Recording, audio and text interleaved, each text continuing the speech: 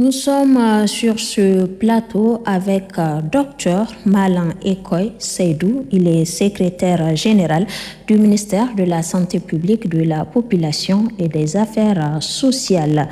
Dr Malan Ekoy Seydou, bonsoir. Bonsoir, madame. Après la réduction des prix des hydrocarbures à la pompe, le gouvernement, sous l'impulsion du président du CNSP, vient de prendre une importante décision hier en Conseil des ministres, celle de réduire de 50% les tarifs des examens de laboratoire d'imagerie et des actes médicaux chirurgicaux dans les formations sanitaires publiques. Mieux, les accouchements et les forfaits à vie de dialyse sont gratuits. Alors, monsieur le SG, dites-nous de quoi il s'agit concrètement.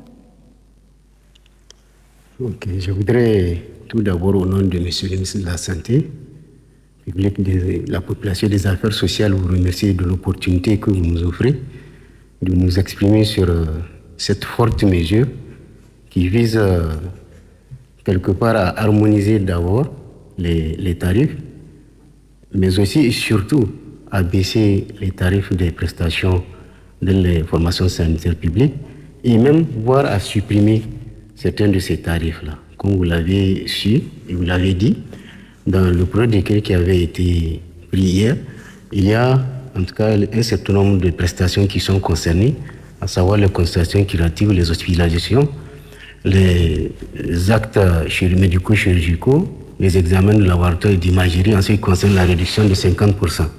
Qu'est-ce que ça veut dire, réduction de 50%? Nous pouvons prendre des exemples. Au niveau, par exemple, des cases de santé, qui est le niveau le plus périphérique en ce qui concerne les soins de santé, les consultations passeront désormais de 500 francs à 250 francs. Pour les centres de santé intégrés, ces consultations passeront de 1700 à moyenne à pratiquement 700 francs CFA.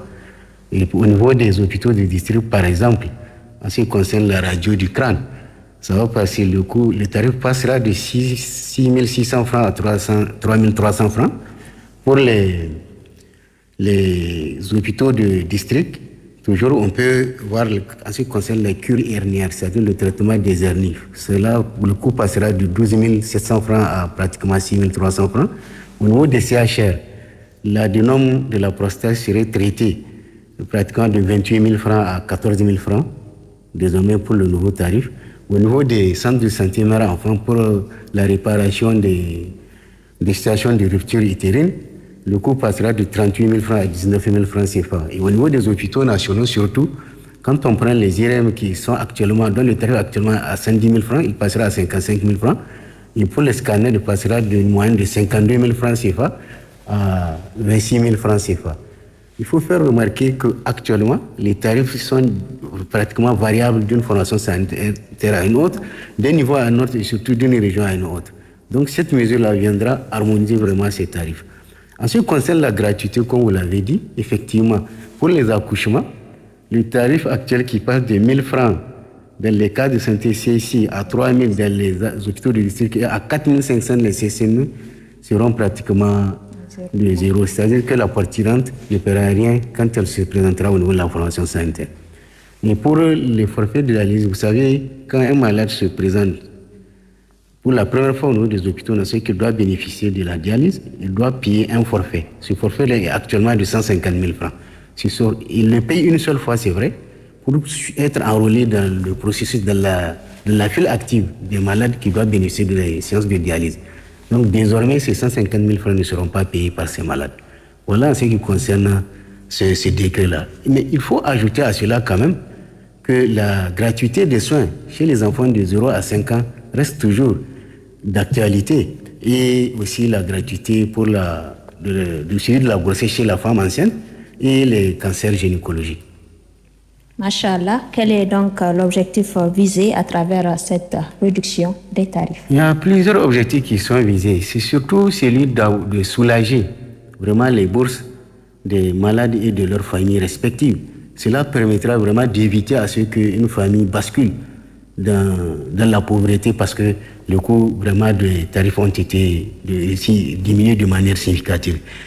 Un autre objectif, c'est d'augmenter vraiment l'accès équitable aux soins de santé parce que je vous disais tantôt qu'on a harmonisé les tarifs et ils ont été en même temps diminués, ce qui va permettre en fait une meilleure fréquentation des formations sanitaires.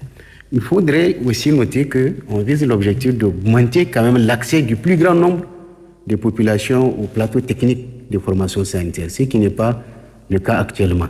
On voudrait aussi régler un autre problème, c'est celui vraiment d'augmenter l'utilisation des services de santé, y compris en ce qui concerne les actions de prévention et de promotion de la santé. Parce qu'une fois que les populations fréquentent davantage les formations sanitaires, nous avons là une opportunité vraiment de mener des actions de promotion et de prévention de la santé.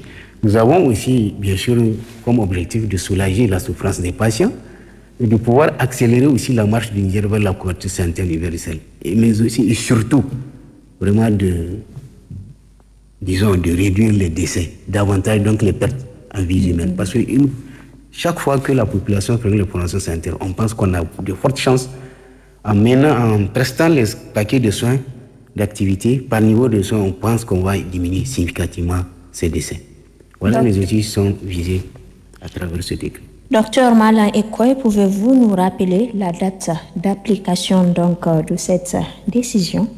Oui, elle sera mise en vigueur à partir du 1er septembre dans toutes les formations sanitaires sur l'ensemble, en tout cas de l'étendue du territoire national, à partir du 1er septembre 2024. Qui dit réduction de tarifs dit manque à gagner pour les structures sanitaires. Alors, quelles sont les dispositions prises pour que cette décision n'impacte point beaucoup sur les finances de ces structures sanitaires? Effectivement, des mesures de compensation ont été prévues dans ce cadre et qui seront largement et entièrement financées par le budget de l'État à travers, en tout cas, le budget national qui sera voté au niveau, en ce qui concerne le secteur de la santé. C'est ce qui est vraiment prévu. Et des dispositions sont en train d'être prises dans ce cadre-là, conjointement entre le ministère de la Santé publique et le ministère de l'Économie et des Finances.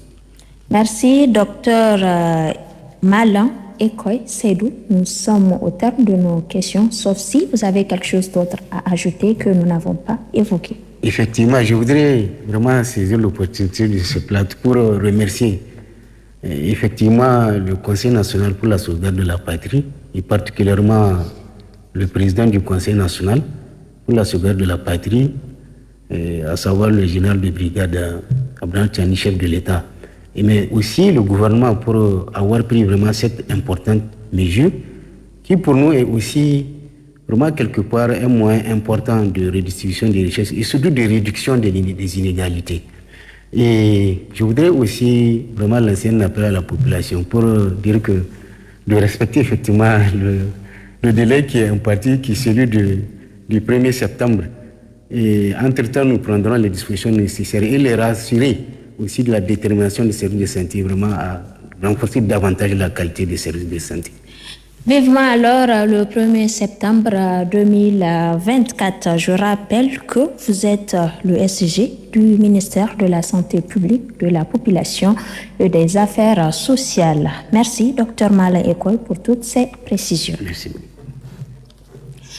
Après 3 jours et 3 nuits d'intenses travaux, la route Niamey-Dosso a été remise en état, synonyme de reprise du trafic lancé par le ministre des Transports et de l'Équipement qui s'est rendu à 2 services ce jeudi à Soraïganda où la RN1 a été coupée par la crue exceptionnelle du Kori de Walam engendrée par les fortes pluies enregistrées ces derniers jours. Ainsi, plusieurs usagers de la route bloquée de part et d'autre ont pu se déplacer. Gérard Abdelaziz et Issoufou Samaïla. Après 5 jours d'interruption, la circulation sur l'axe Niamey-Dosso sectionné au niveau du village de Soraïganda par les eaux charriées par le